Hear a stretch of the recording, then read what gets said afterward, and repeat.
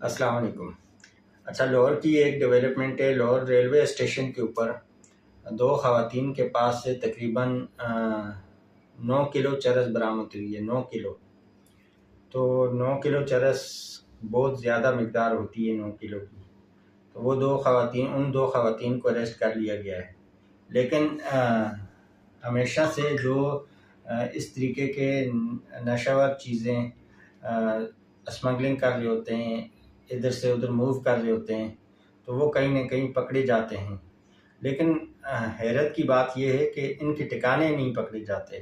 ایسا تو نہیں ہے کہ ان کے پاس آسمان سے گرتی ہے کوئی چیز، وہ کہیں سے تو پرچیز کر کے لا رہے ہوتے ہیں، کوئی تو ان کو دے رہا ہوتا ہے۔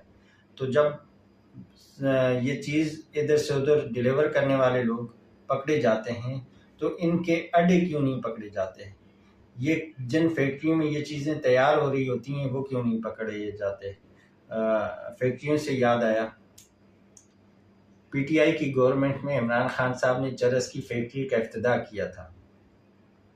تو بات یہ ہے کہ جب گورنمنٹ ہی چرس کی فیکٹریوں کا افتتاح کرے، پرائم منسٹر آف پاکستان ہی چرس کی فیکٹریوں کے افتتاح کرے، تو پھر سمجھ میں نہیں آ رہا کہ ان کو اریسٹ کیوں کیا۔